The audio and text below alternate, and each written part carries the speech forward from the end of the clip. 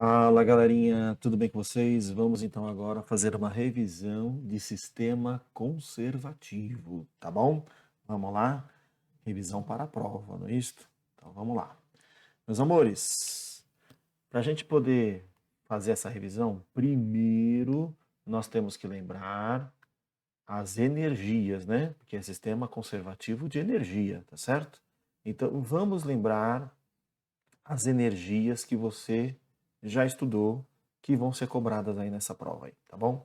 Então vamos lá. Primeiro, quando um corpo está em movimento, temos uma energia chamada energia cinética, e a formulinha da energia cinética é massa, velocidade ao quadrado sobre 2.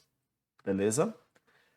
Quando um objeto tem uma certa altura, em relação ao referencial, que normalmente é o solo, tá?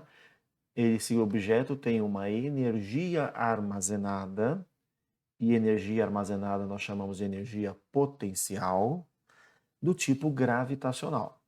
E a fórmula é massa vezes gravidade vezes a altura que ele está. Tá bom? E quando um objeto está deformando uma mola, então quando nós temos uma mola deformada, se a mola tiver no seu tamanho natural, não tem energia armazenada ali. Mas se ela tiver deformada, há uma energia armazenada, e energia armazenada chamamos de energia potencial, como é por causa da mola, energia potencial elástica. E a formulinha é K, que é a constante elástica da mola, x ao quadrado, o x é a deformação, é o quanto você deformou a mola, dividido por 2. Então essas são as formulinhas de energia. Essas três energias, elas não são energias do tipo luminosa, do tipo elétrica, do tipo nuclear, mas elas são de um outro tipo, todas elas. Elas são energias do tipo mecânica. O que é uma energia do tipo mecânica? É uma energia de um objeto que está em movimento ou que pode vir a entrar em movimento. Entendeu? Então, galerinha, se eu perguntar para você qual é a energia mecânica de um objeto, se ele tiver cinética, se ele tiver potencial, se ele tiver elástica, é a soma dessas três, tá? Então, energia mecânica é energia cinética. Se além disso ele também tiver a potencial gravitacional, você vai somar. E se além disso ele também tiver energia elástica, você vai somar também. Tudo bem? Então, energia mecânica é a soma dessas três energias. Chamamos de sistema conservativo. E quando que você sabe que é conservativo? Quando não tem forças dissipativas, tá? Forças que transformam essas energias mecânicas em energias não mecânicas, por exemplo, calor. Calor é uma energia do tipo não mecânica. Tá? E uma força dissipativa, por exemplo, é o atrito, porque o atrito transforma energia mecânica em energia térmica. Tá? Então, esse tipo de força chamamos de força dissipativa. Sistema conservativo é aquele em que não atuam forças dissipativas. Sendo mais simplista, sistema conservativo é quando não tem atrito, tá? Então não tem atrito. Não havendo atrito, a energia total é conservada. A energia mecânica, num certo ponto A da trajetória, comparada com a energia mecânica num certo ponto B, essas energias mecânicas serão iguais. Lembre-se que energia mecânica é a soma das energias naquele ponto. Então, se ele tiver potencial, mais a cinética no ponto A, mais a elástica no ponto A. E no ponto B, a mesma coisa. Né? Então, aqui deixa eu só fazer um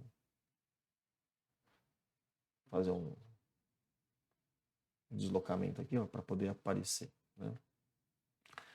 E a energia mecânica no ponto B é a cinética no ponto B, mais a energia potencial no ponto B, mais energia potencial elástica no ponto B. Então, sistema conservativo é isso, ó.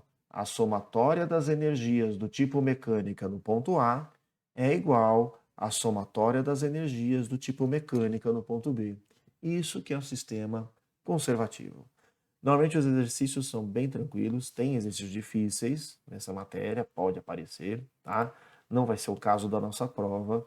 Esse aqui, ó, essa questãozinha aqui, acredite você ou não, ela caiu na FUVEST, tá? Se eu não me engano, foi ano passado.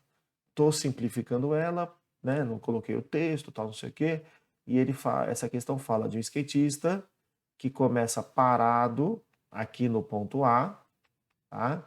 Tá aqui, ó, velocidade inicial no ponto A é 0. Essa rampa de skate 2,45 metros. E a pergunta é, quando esse skatista chegar lá embaixo, tá? Quanto vale a velocidade dele lá embaixo sem atrito? Ok, galera? Então, se não tem atrito, é sistema conservativo. E se é sistema conservativo, o que você pode falar? A energia mecânica lá em cima é igual à energia mecânica lá embaixo. Vamos devagarinho, sem pressa. Lá em cima, está parado, não tem cinética. Lá em cima, não tem mola, não tem elástica. Então lá no ponto A, só tem altura. Então só tem energia potencial gravitacional. A fórmula é mgh. Lá embaixo, perdeu toda a altura. Então perdeu toda a potencial. Potencial não tem mais. Mas está em movimento, então tem cinética. mvb² sobre 2. E lá embaixo não tem mola, então não tem elástica. Então a única energia que eu tenho lá em cima, no ponto A, é energia de altura, energia potencial. E a única energia que eu tenho lá embaixo, no ponto B, é energia de movimento, energia cinética. Massa de um lado, massa do outro, cortou, cortou. Multiplicamos em cruz, esse 2 está dividindo, eu vou passar multiplicando. Então, VB² é 2 vezes G vezes a altura do ponto A. Vamos trocar a letrinha por número? VB² igual a 2 vezes 10 vezes 2,45. Vamos fazer de cabeça? 10 vezes 2,45, a vírgula uma casinha fica 24,5. 24,5 vezes 2 vai dar 49. Então, VB² é igual a 49. Só falta tirar a raiz. Então, VB vale 7 metros por segundo. Perguntinha normal de vestibular, como eu te falei, caiu ano passado aí na FUVEST, tá? Essa questãozinha aí, tranquilinha, ótima para colocar na prova. Vai ter coisa parecida na prova aí. Vamos detonar nessa prova, tá bom? Vamos lá. Temos aqui uma outra questão. Aqui tem uma molinha, beleza? Então aqui vamos chamar... Eu vou fazer aqui uma outra figura, tá? Essa aí foi a figura original do exercício. Deixa eu fazer uma outra figura. Então aqui nós temos essa caixinha, vamos chamar aqui de ponto A, chegando com uma certa velocidade. Que é justamente a pergunta da questão. A velocidade que o bloco tinha no instante anterior à colisão com a mola. Então o exercício quer saber quanto vale este VA. Aí nós temos aqui a mola, que está no seu tamanho natural. Ok. Quando o bloquinho bater na mola, a mola vai... Não tem nada a ver esse negócio aqui que apareceu.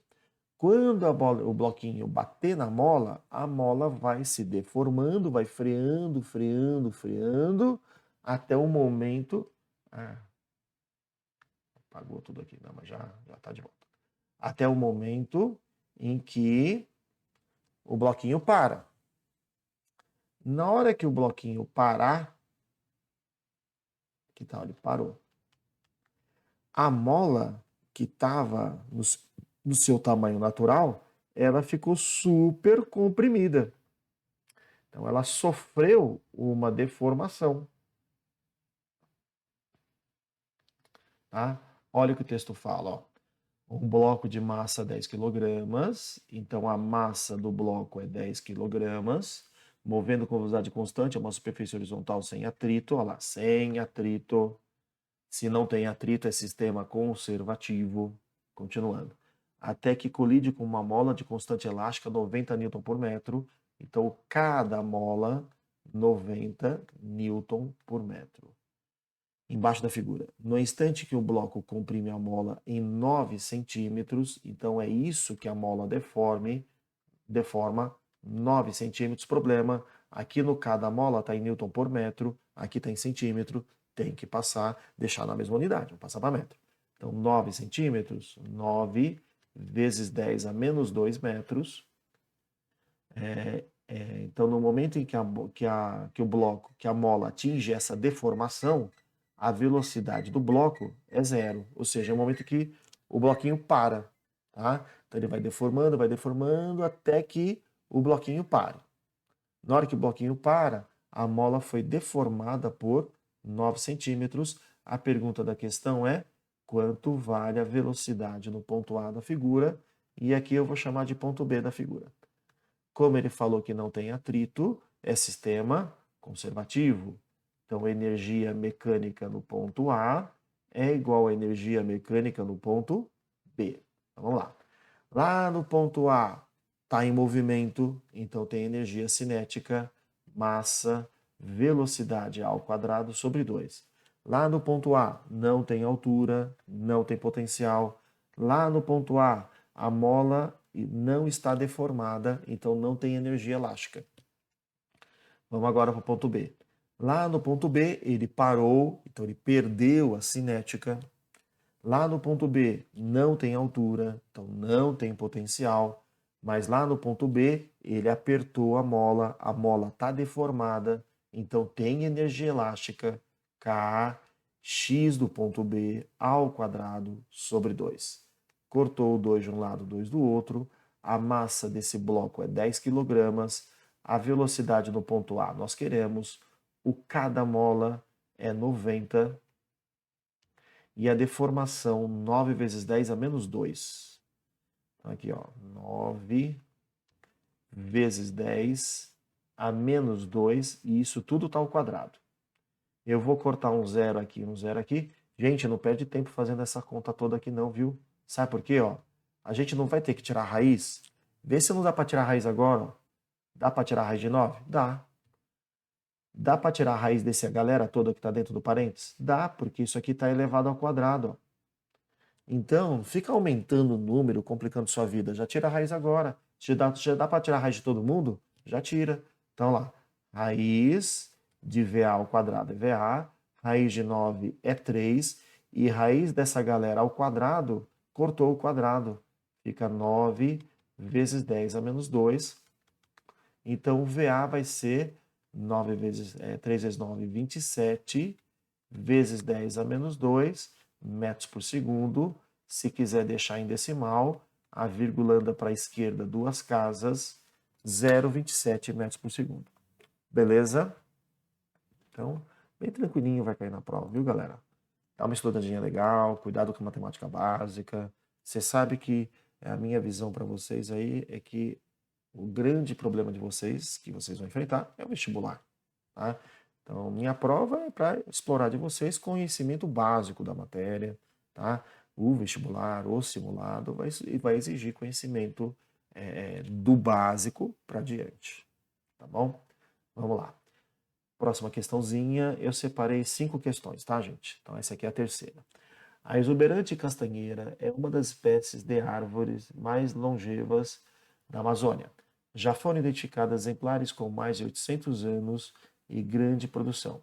Considere a situação na qual um ouriço de 1 kg, inicialmente em repouso, desprende-se da castanheira, caindo a uma altura de 20 metros. Aqui está, inicialmente em repouso, de uma altura de 20 metros. Foi isso que o texto falou, galera.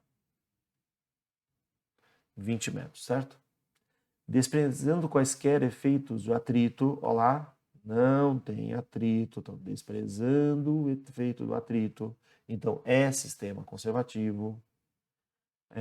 Pode afirmar que a velocidade do ouriço ao atingir o solo era d? Então, ele quer saber, aqui no ponto B, vai atingir com uma certa velocidade, que a gente vai chamar de VB, e essa é a pergunta do exercício. Exercício tranquilinho, já cai em vestibular também. Vamos lá. Se não tem atrito, é sistema conservativo. Energia mecânica no ponto A é igual a energia mecânica no ponto B. Lá no ponto A está parado, não tem cinética. Lá no ponto A não tem mola, não tem energia elástica. Mas lá no ponto A tem altura, então tem energia potencial gravitacional. Lá no ponto B, perdeu toda a altura, então perdeu toda a energia potencial, mas está em movimento, então com certeza tem energia cinética, mv²/2. E lá no ponto B não tem mola, então não tem elástica. Massa de um lado, massa do outro pode cortar, então ele deu o valor da massa aqui desnecessariamente. Vamos multiplicar em cruz. A velocidade lá no ponto B ao quadrado é igual a 2gh. Velocidade no ponto B, 2 vezes 10 vezes 20. Velocidade ao quadrado no ponto B vai dar 400. Tirou a raiz, tirando a raiz de 400 é 20 metros por segundo. Beleza?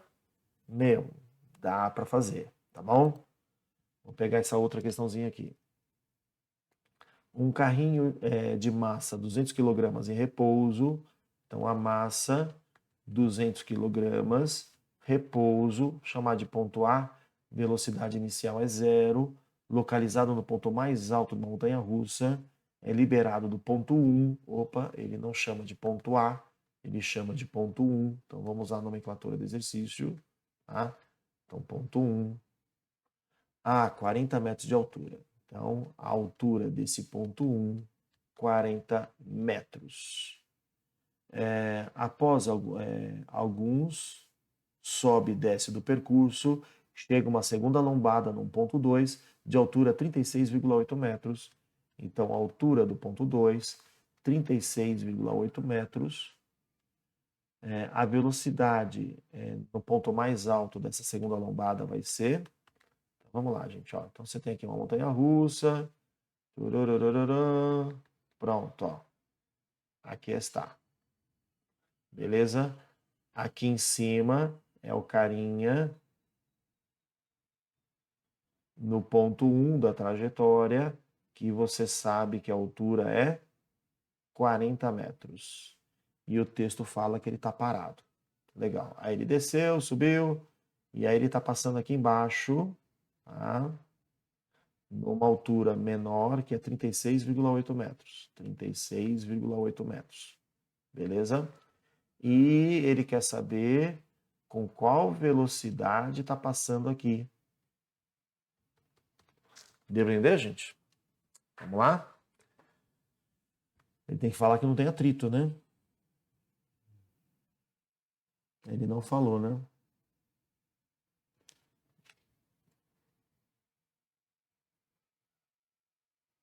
Faltou falar, tá, gente? Então ficou impreciso o exercício. Se tivesse atrito, ele falaria o coeficiente de atrito, alguma coisa assim, tá? Então a gente vai ter que considerar que não tem atrito, tá? Energia mecânica no ponto A é igual a energia mecânica no ponto B. Então vamos lá, uma por uma, tá? Aqui não é ponto A e ponto B, é ponto 1 e ponto 2, tá? Então, energia mecânica no ponto 1 é igual a energia mecânica no ponto 2. Muito bem. No ponto 1 tem as três energias: cinética, potencial gravitacional e potencial elástica, certo? No ponto 1 está parado, não tem cinética. No ponto 1 tem altura, tem energia potencial gravitacional. E no ponto 1 não tem mola deformada, não tem elástica. Vamos agora para o ponto 2. No ponto 2 tem altura. Se tem altura, tem energia potencial gravitacional. Mas tem movimento. Então, também tem energia cinética. Para que a minha imagem não atrapalhe a visualização, vamos colocar um pouquinho mais para baixo. Acho que aqui tá bom. Aqui tá bom. Então, vamos lá. Então, no ponto 2, tem movimento também. Então, também tem energia cinética. E não tem mola, não tem elástica. Ah, Sérgio, eu tenho que somar as energias? Tem que somar. Se tiver mais do que uma, você soma elas. Entendeu? Agora, galerinha, dá uma olhada. Que letrinha que aparece em todos os termos? Só pode cortar se aparecer em todos os termos. A letra M. Então, ele não precisava ter dado a massa. Entendeu? Gravidade é 10. A altura do ponto 1, 40. É igual. Gravidade é 10. A altura do ponto 2, 36,8. Mais velocidade no ponto 2 ao quadrado sobre 2. Aqui vai dar 400 menos esse carinha aqui, ó, dá 368. Vou jogar para o outro lado? Menos 368 é igual V2 ao quadrado sobre 2. 400 menos 368 vai dar 32. Isto, 32. É igual a V2 ao quadrado sobre 2. Multiplicamos em cruz, V2 ao quadrado é 64. Tiramos a raiz, 8 metros por segundo, galera. Beleza? Pegou o jeitão? Último, hein? De sistema conservativo. Ih, Sérgio, agora ferrou. Tem mola, tem rampa. Ih, meu Deus do céu. Vamos lá. Um pequeno bloco com 300 gramas. Galerinha, se você for usar a massa, tem que passar para quilograma. Então, já divide por 1.000, 0,3 quilogramas. Comprime em 2 centímetros uma mola. A mola está comprimida 2 centímetros, tem que passar para metro. 2 vezes 10 a menos 2 metros. Uma mola de constante elástica, 10 newton por metro. Então, cada mola, 10 newton por metro. Tá vendo? Então, agora o X está em metro bonitinho, tá ok. O bloco é solto e sobe para uma superfície curva, como mostra a figura. O que eu quero saber de vocês? Quando esse bloco chegar na altura máxima que ele consegue subir, quanto vale essa altura máxima? Tá? Qual que é a dica, galera? Qual que é a dica? Conforme ele vai subindo, ele vai parando, parando, parando, parando. A pergunta da questão é quanto vale a altura máxima? É isso que nós queremos saber. E quando que você sabe que ele chegou na altura máxima? É quando ele para de subir. Tá? Então vamos chamar lá em cima de ponto B. Lá no ponto B ele para. Porque logo a seguir ele vai voltar, ele vai descer. Aí já não está mais na altura máxima, certo? Então vamos chamar aqui ó, de ponto A. Ele está parado, tá? Comprimindo uma mola. E aí essa mola é solta e ele é empurrado, ele entra em movimento e vai subindo a rampa. Só que na hora que ele sobe a rampa, ele vai parando, parando, parando. No ponto de altura máxima ele para. Beleza? Então vamos lá. Não tem atrito, não tem atrito, tá? Faltou o texto aparecer isso aí. Então é sistema conservativo. Energia mecânica no ponto A é igual a energia mecânica no ponto B. Então vamos lá. Lá no ponto A, está parado, não tem cinética. Lá no ponto A, não tem altura, então não tem energia potencial gravitacional. Mas lá no ponto A, está deformando a mola, então tem energia elástica. K, x do ponto A ao quadrado sobre 2. Vamos lá no ponto B. Lá no ponto B, com certeza ele tem altura, então ele tem energia potencial gravitacional. Lá no ponto B não tem mola deformada, não tem elástica. E lá no ponto B, como é o ponto de altura máxima, é o ponto em que ele para. Então a velocidade é zero, não tem energia cinética. Acabou, galerinha. De equação está aqui. Cada mola, 10. Deformação da mola, 2 vezes 10 a menos 2, elevado ao quadrado, tudo isso sobre 2. É igual. Massa do objeto, 0,3 kg. Gravidade é 10 E a altura do ponto B é a altura máxima.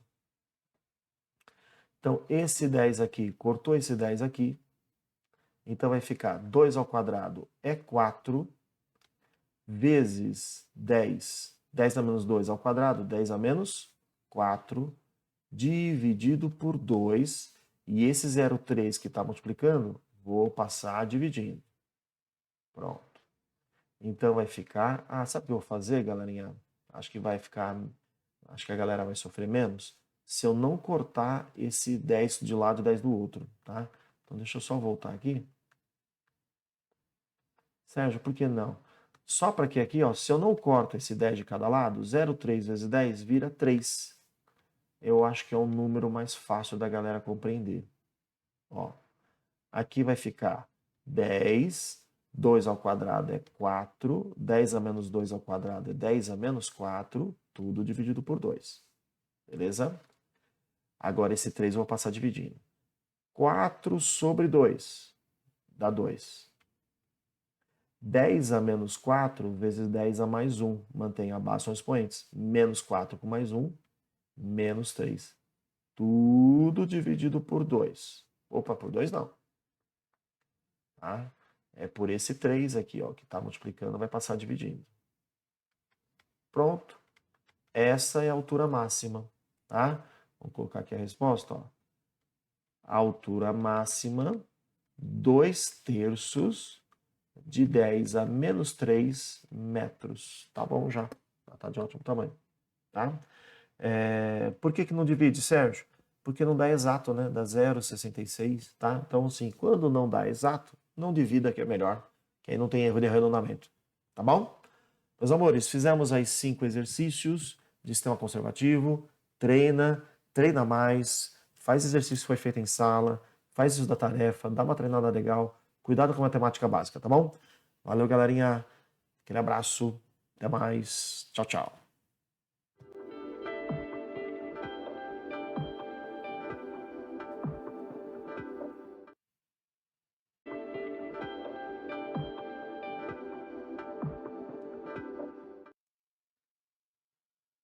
Fala galerinha, tudo bem com vocês? Vamos então fazer uma revisão para a prova. Os assuntos são geradores, receptores e lei de Pouillet.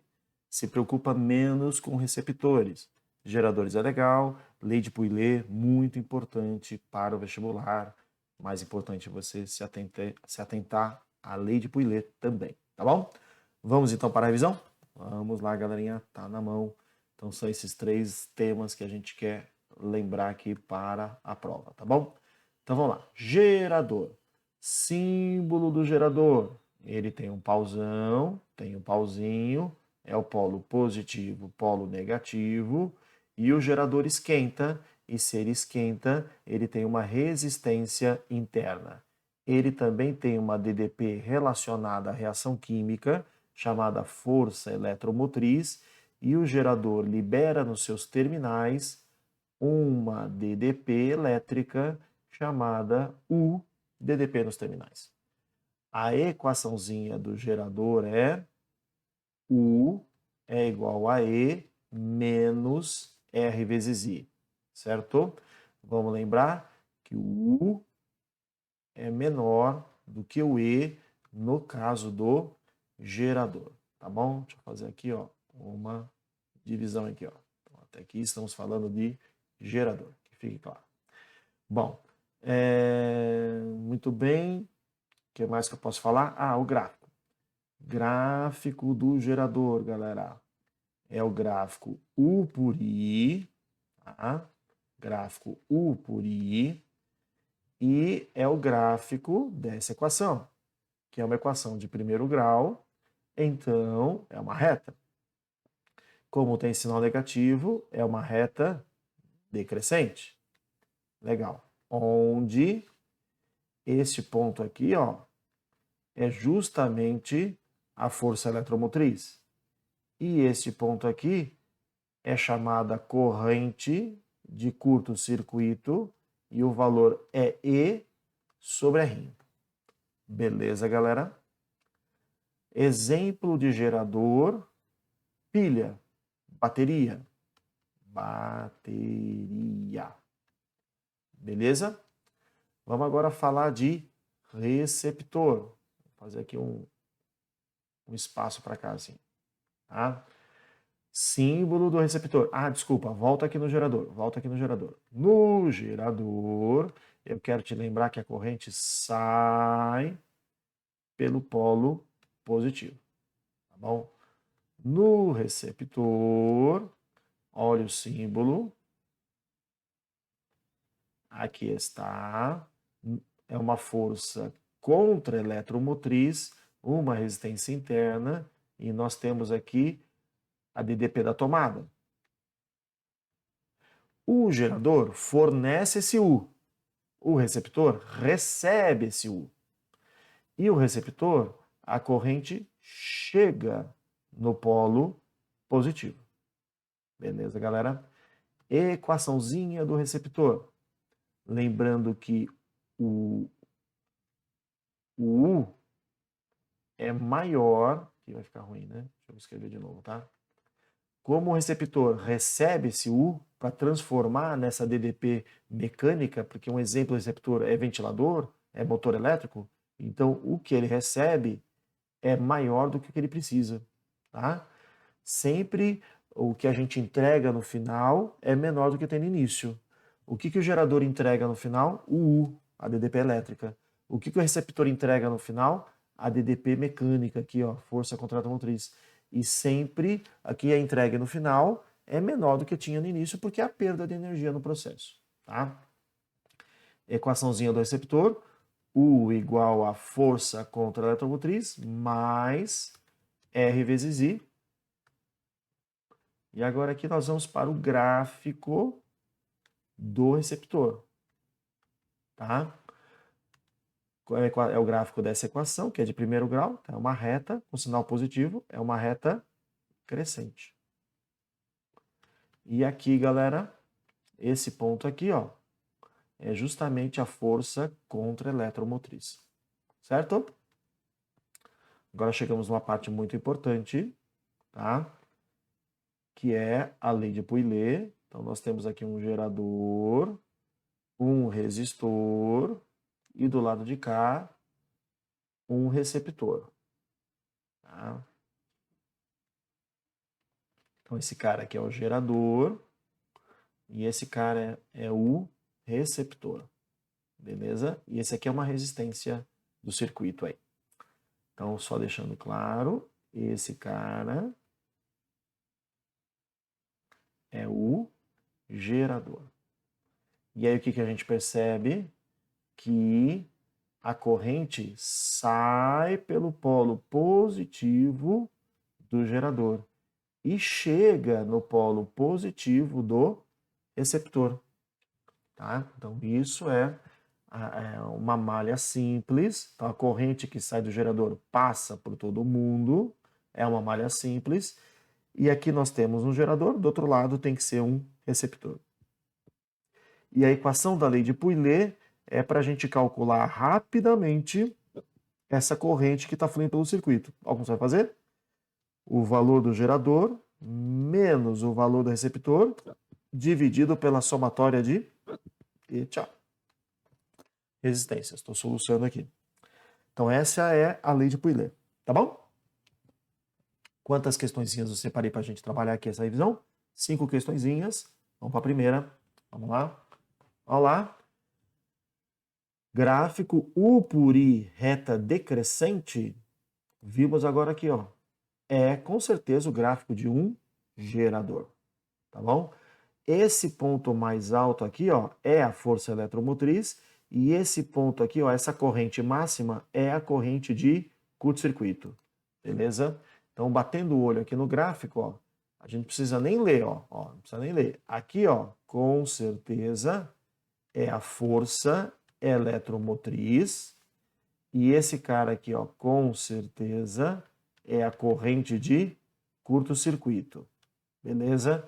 E se eu sei essas duas coisas, eu vou usar aquela formulinha da corrente de curto-circuito, que é E sobre R', e vamos descobrir a resistência interna. Então, a corrente de curto-circuito é 6 A força eletromotriz é 12, dá para achar o R'inho, joga o R'inho para cima e joga aquele 6 para baixo. Então a resistência interna vale 2 ohms. O que essa questão quer saber? Ah, tá. Aqui eu cancelei o exercício, é só um pedaço de um exercício. Eu queria mesmo o gráfico, tá? Então o que eu posso perguntar aqui para você? Quanto vale a força eletromotriz? É uma pergunta possível. Quanto vale a corrente por circuito? É uma pergunta possível. Quanto vale a resistência interna do gerador? É uma pergunta possível. Então, quando eu te dou um gráfico desse, eu posso te fazer essas 3 perguntas. Beleza? Vamos lá. Próxima questão. A pilha de uma lanterna possui força eletromotriz? Aqui não está dando para ver direito, gente, mas é 1,5 volt, tá? 1,5 volt. Então, a força eletromotriz de uma pilha,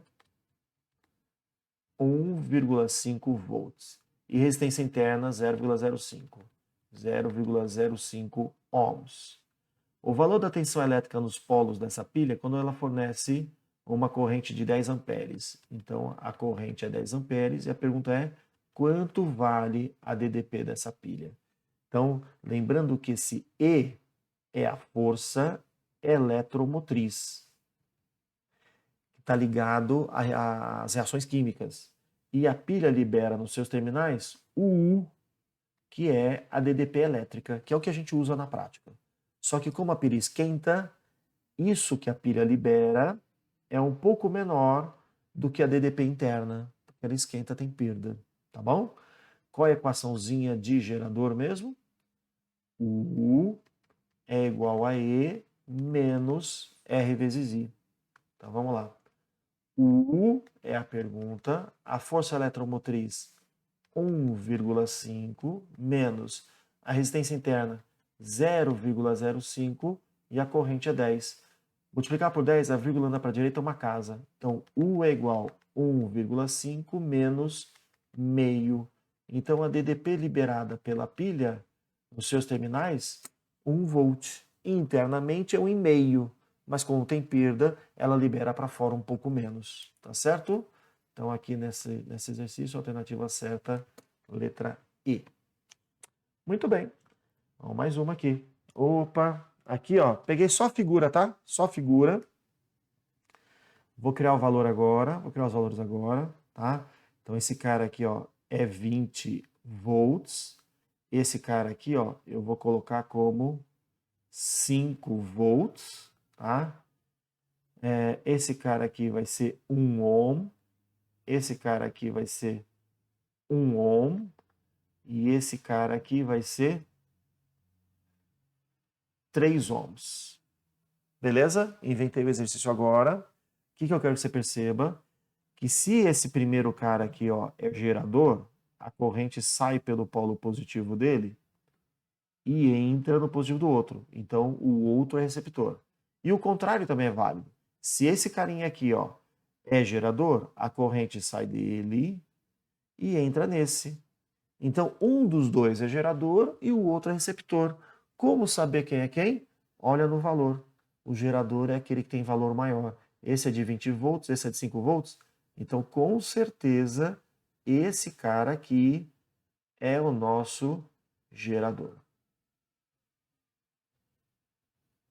Beleza?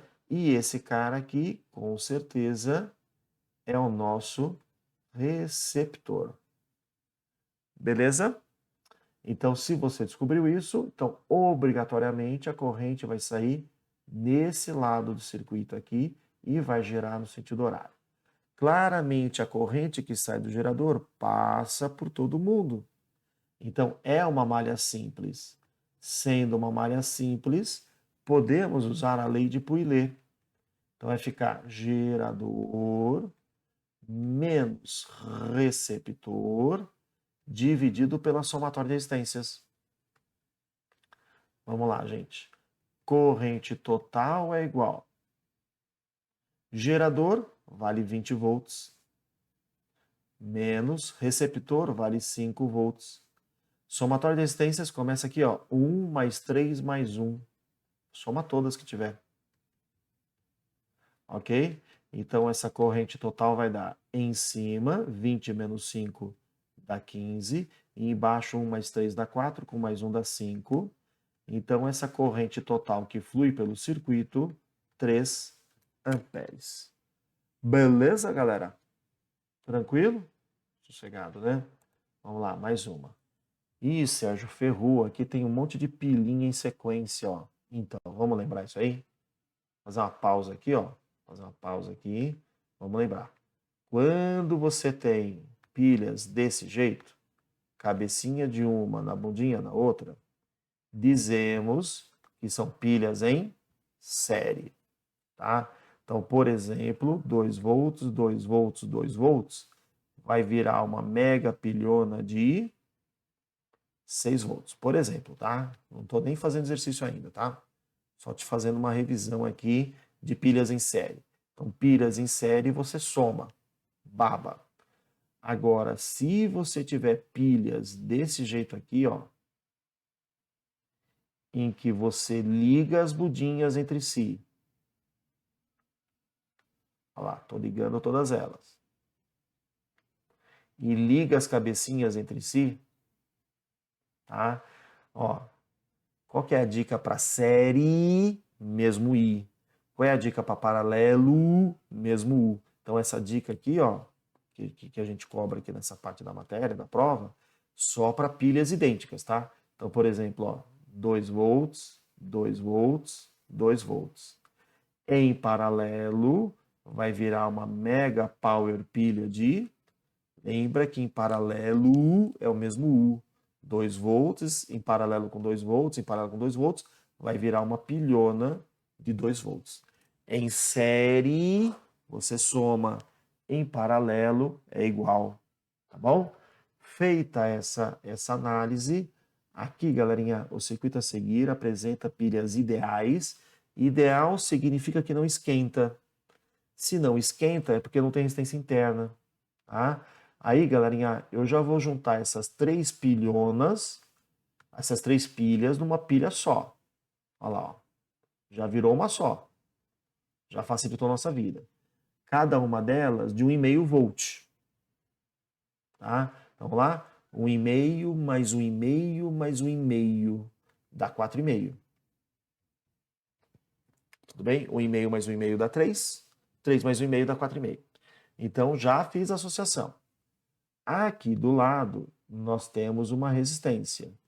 E aqui embaixo, nós temos um motor. Temos um resistor errão de 10 ohms, está aqui, 10 ohms. Considere expressiva a resistência elétrica dos fios. A tensão nos terminais A e B do motor. Então, ele está falando que aqui, ó, onde nós temos o motor, tá? Tem os terminais aqui, ó, A e B. E nesse motor, tá? A DDP entre A e B é 4 volts. Vou escrever aqui, ó. A DDP entre A e B, 4 volts. Qual é a pergunta? Qual é a potência consumida pelo motor? Tudo bem. Vamos lá, gente, ó. O que eu quero que você perceba? Aquela análise dos pontos, vamos lembrar? Ó. Se aqui na figura está falando que esse ponto é ponto A, só fio, só fio, só fio. Então aqui também é ponto A. Aqui do lado de cá, a figura está mostrando que é ponto B, só fio, só fio, só fio. Aqui é ponto B.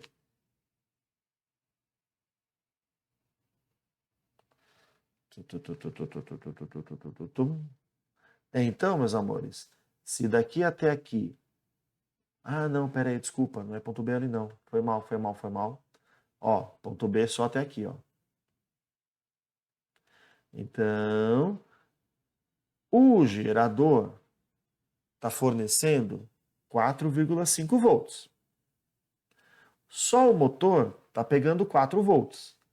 Então, quanto fica a DDP nesse resistor, galera? Devagar agora, ó. O gerador está fornecendo 4,5. Desses 4,5, o motor está pegando 4 para ele. Quanto sobra para essa resistência aqui? Meio volt. Que aparelho que é esse aqui mesmo, galera? Resistor. Que formulinha que eu uso em resistor? URI. Tá? Vou apagar agora essa parte de baixo aqui, tá, gente? A revisão já foi feita, né? Então vamos lá. Então eu vou usar URI, tá? Porque esse aparelho que eu estou analisando aqui é um resistor. Vamos lá. Quanto vale o U desse cara? Meio. Quanto vale a resistência? 10 vezes a corrente. Passa esse 10 dividindo, então vai ficar meio sobre 10. Quanto vale essa corrente? 0,05 amperes. Essa é a corrente que está passando aqui. Vamos desenhar?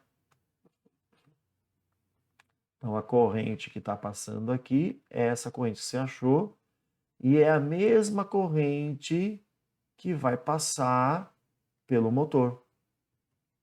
No motor, o que nós sabemos?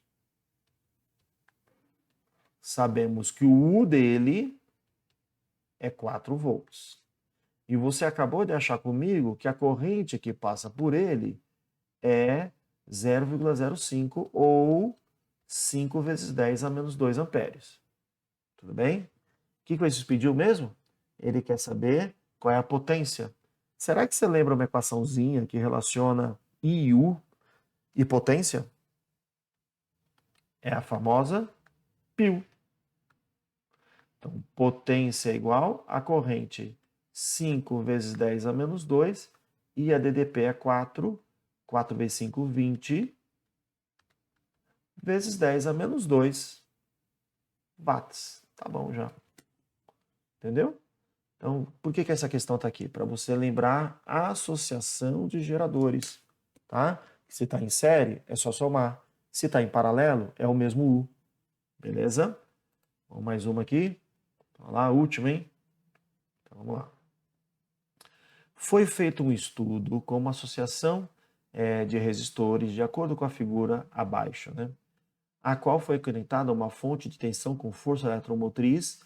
Aqui, galerinha, é 7,5, tá? Então, o E, 7,5 volts.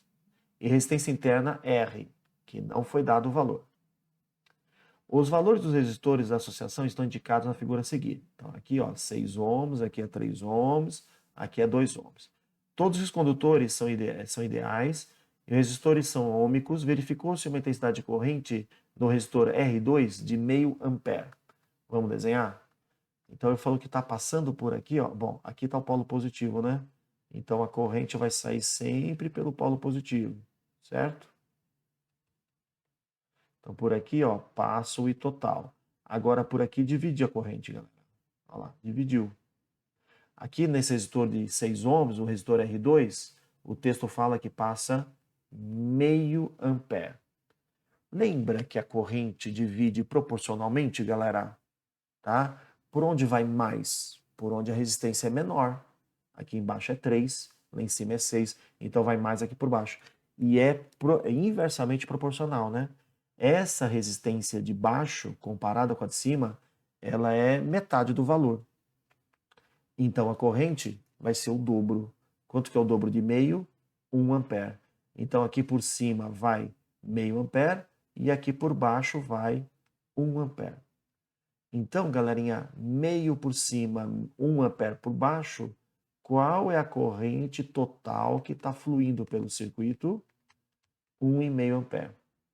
Tá? Então, já matamos essa parte que é importante. Olha o que ele quer na letra A. O resistor equivalente da associação. Então, vamos lá, bem tranquilo. Então, você tem esses 3 resistores apenas. Tá? Aqui está.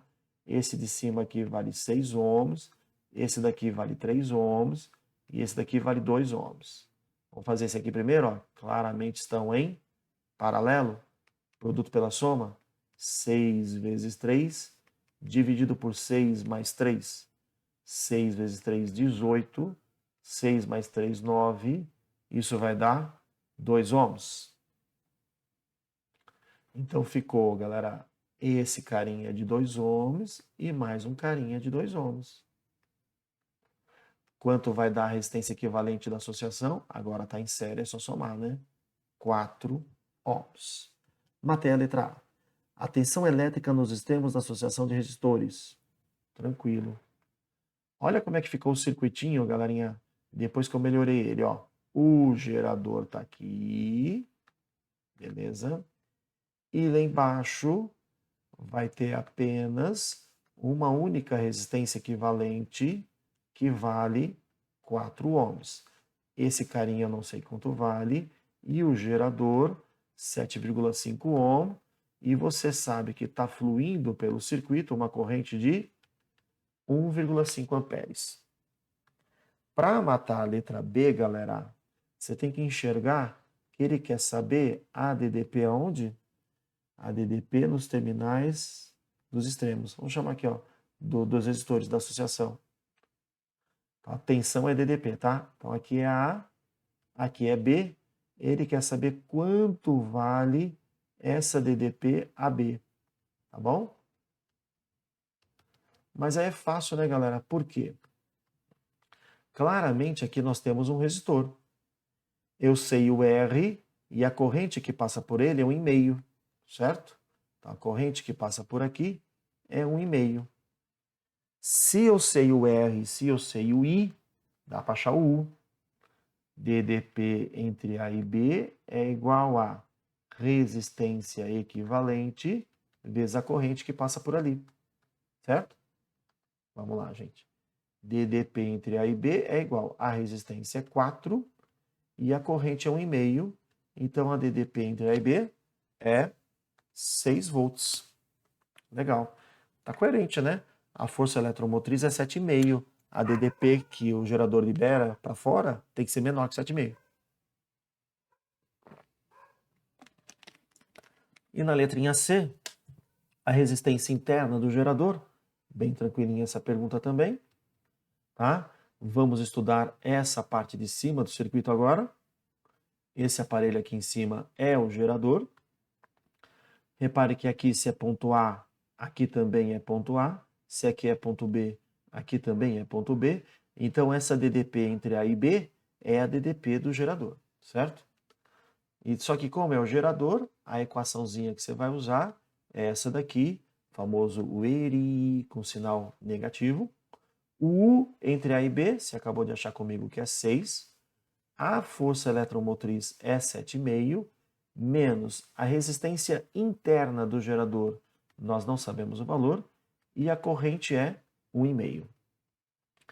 Esse menos 1,5 errinho, eu vou jogar para o outro lado, vai ficar 1,5 errinho, é igual a 7,5, e esse 6 eu jogo para o outro lado, fica menos 6. Então vai ficar, galerinha, 1,5 errinho é igual a 7,5 menos 6, 1,5.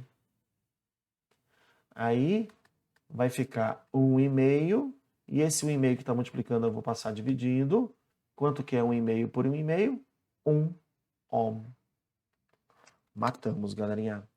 Meus queridos, então chegamos ao fim aqui dessa revisão de gerador, receptor, lei de Pouillet. Refaça essas questões, faz exercício da tarefa, faz questões parecidas que você viu em aula, tá bom? Dá uma treinada, cuidado com matemática básica e detona na prova, galerinha, tá bom?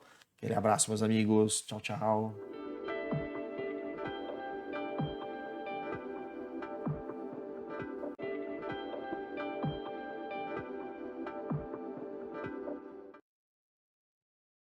Fala, galerinha, tudo bem com vocês? Vamos então para mais uma aula de revisão. Vamos agora ver aí lentes esféricas. A gente vai focar aqui em equações de Gauss, tá bom? Vamos lá então? Bora para a revisão, galera. Meus amores, primeiro eu quero lembrar essa figura aqui, ó. Tá?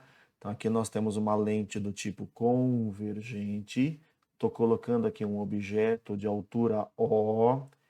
A distância entre o objeto e a lente chamamos de posição do objeto. A distância do foco até a lente chamaremos de distância focal. Aí lembra os raios, gente? Entra paralelo, sai pelo foco imagem, entra pelo foco objeto, sai paralelo. Aqui está a imagem. A imagem ela tem um tamanho I e a posição da imagem é chamado de pelinha. Então aqui nós temos as três equações de Gauss. que são as equações que a gente vai usar para resolver os exercícios aí, tá bom? Na direção horizontal, nós temos essas três medidas horizontais: a distância focal, a posição do objeto e a posição da imagem. A equaçãozinha que relaciona essas três coisas está aqui. O inverso do foco é igual ao inverso da posição do objeto mais o inverso da posição da imagem. Este A, ele fala do aumento do tamanho da imagem. Então, por exemplo, se o objeto mede 10 centímetros de altura e a imagem mede 20, então ela dobrou de tamanho, então ela aumentou duas vezes. Esse aumento fala justamente isso. É a comparação do tamanho da imagem com o tamanho do objeto e também pode ser obtido com menos P' sobre P. E existe uma terceira equação de Gauss, que é aumento igual a F menos P, ok? Acho que eu vou espirrar. Não foi. Só que cada uma dessas grandezas pode ter sinal positivo ou negativo, tá? Por isso tem essa tabela de sinal. Se o foco for positivo, é para lente convergente. Se for lente divergente, o foco é negativo. Pelinha positivo é imagem do tipo real. Pelinha negativo é imagem do tipo virtual. O I e o A, se forem positivos, significa que a imagem e o objeto têm mesma orientação, chamamos de imagem direita. Se forem negativos, é porque a imagem tem orientação oposta, chamamos de imagem invertida. E nesses exercícios que usa a equação de Gauss, é muito útil aquelas frases sergianas, tá? Aquelas dicas que eu dei para vocês. Primeira dica: toda imagem real é invertida, sempre.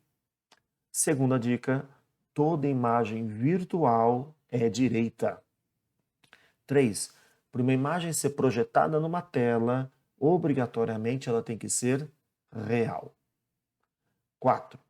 Aquele que estiver mais perto da lente, seja o objeto ou seja a imagem, quem estiver mais perto da lente é menor. E última, lente divergente só faz imagem do tipo virtual, direita e menor. Beleza, galerinha? Feita essa revisão rápida, vamos então aqui para os exercícios. Então vamos lá. Considere uma lente convergente delgada e um objeto O colocado diante da lente conforme a figura.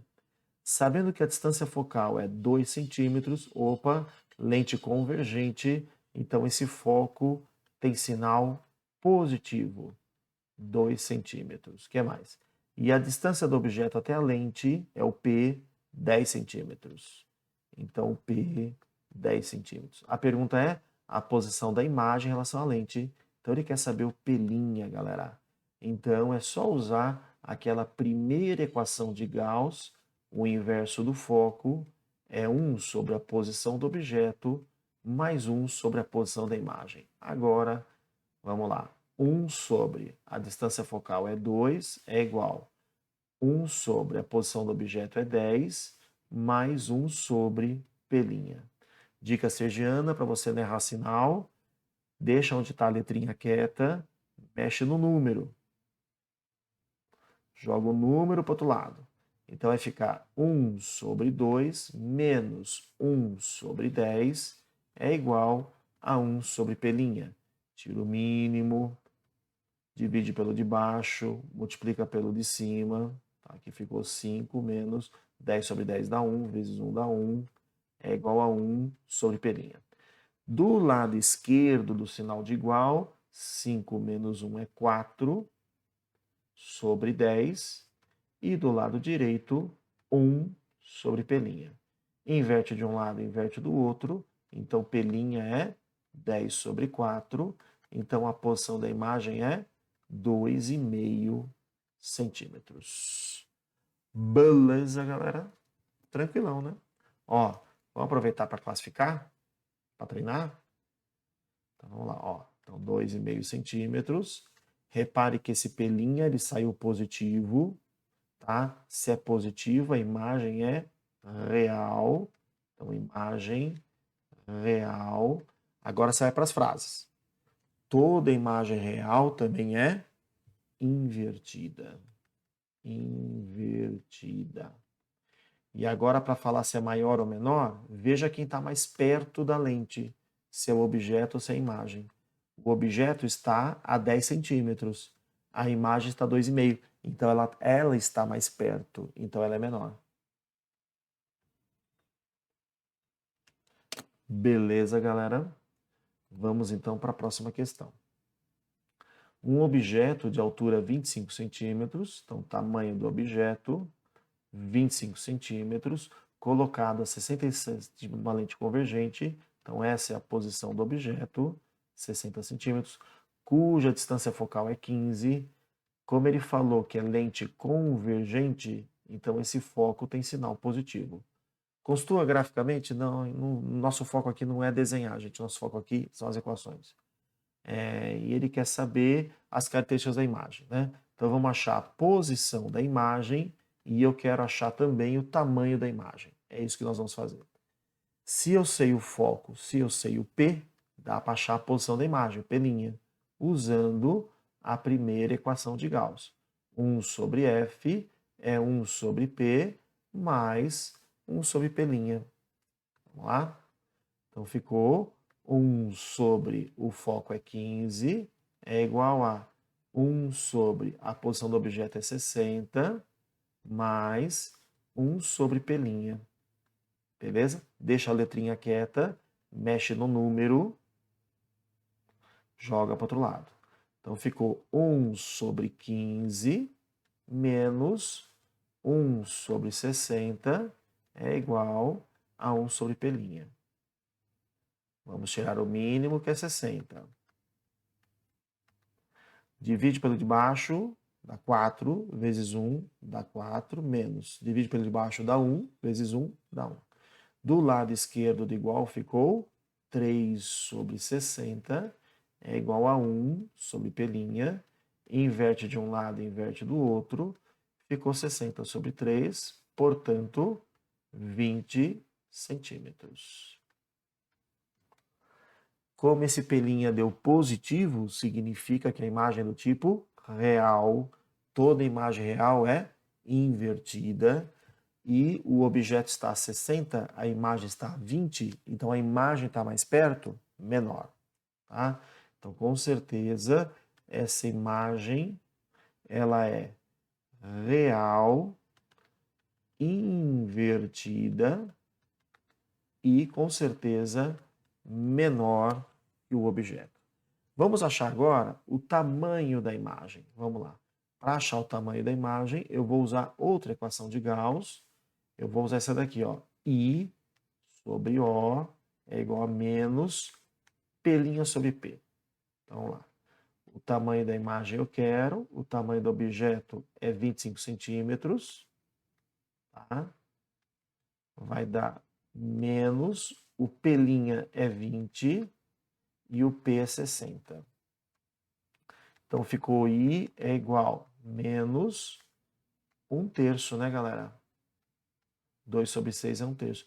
E o 25 que está aqui dividindo, passa multiplicando.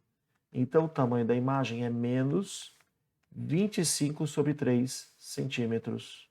Tá? Deixa assim. Sérgio, o que significa que o I é negativo? Significa que ela é invertida, como a gente já tinha mostrado aqui. Certo? E dá mais uma olhada. Ó. O objeto está a 60, a imagem está a 20 da lente, né? Então a imagem está mais perto. Compara 20 com 60. O 20 é 1/3. Se ela está 3 vezes mais perto, a imagem é 3 vezes menor. Tá? Então é 1/3 do tamanho do objeto. Beleza? Vamos para mais uma, galera. Eu separei 4 questõezinhas para a gente treinar, tá bom? Estamos agora na terceira. Vamos lá. O oftalmo prescreveu ao paciente uma lente que fornece um objeto colocado a 40 centímetros da lente sobre o seu eixo principal. O objeto está a 40, então o P, 40 centímetros. Uma imagem virtual 3 vezes maior. Então ele está te dando o aumento é 3. E se é virtual, frase sergiana, vamos lembrar? Toda imagem virtual é direita. E agora que você sabe que ela é direita, vamos lembrar a tabela? Imagem direita, o aumento tem sinal positivo. Então, esse aumento aqui, ó, é mais 3. O tipo de lente e o valor de sua distância focal. Tranquilo, galera. Vamos usar a terceira equação de Gauss. Aumento é igual a F menos P. O aumento é 3, a distância focal eu quero, menos a posição do objeto, que é 40. Vamos multiplicar em cruz, mas antes, vamos colocar parênteses aqui, para a gente não esquecer que esse 3 está multiplicando todo mundo. Então, ficou 3 que multiplica F menos 40 é igual a F. Então, ficou 3F menos 120 é igual a F. Joga o F para cá. 3F menos F é igual a 120, que eu joguei para lá. 2F é igual a 120. Então, a distância focal deu 60 centímetros. E, claramente, esse foco saiu com sinal positivo. Então, essa lente é do tipo convergente. Convergente de 90? Não. Convergente de 60. A alternativa correta, letrinha E. E para encerrar, vamos ver essa questãozinha aqui. Um dispositivo muito usado em portas de apartamento é o olho mágico. Ele é uma lente esférica que permite ver os visitantes que está aguardando lá de fora. Quando o visitante está a 60 centímetros da porta, essa é a posição do objeto. O olho mágico, forma da imagem, forma da pessoa, imagem dentro do apartamento. Para a pessoa que está vendo dentro do apartamento, uma imagem de tamanho igual a 1/3 do tamanho do objeto. Então, o aumento é 1/3. Galerinha, como é que você acha que você vê a pessoa no olho mágico? Você acha que você vê a imagem dela de ponta cabeça? Não, você vê ela direita. Então, esse aumento é positivo. Olha lá, direita, né?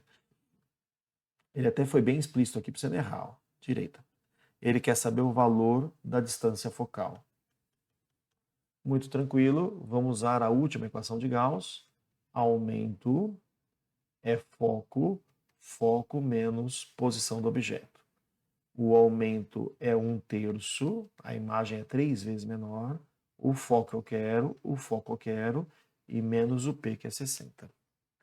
Vamos multiplicar em cruz, 3 vezes F, 3F, e uma vez essa galera, F menos 60. Jogo o F para cá, 3F menos F é igual a menos 60. 2F é igual a menos 60.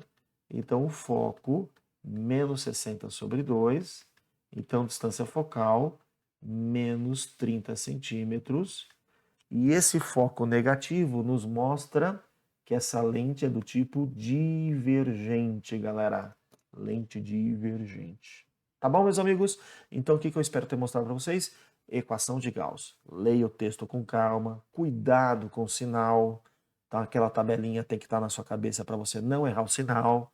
Joga na fórmula e matemática básica. Tá bom? Dá uma estudada, faz questões da tarefa, faz questões das aulas, tá bom? E detona na prova, galerinha. Aquele abraço, meus amigos. Tchau, tchau. Valeu!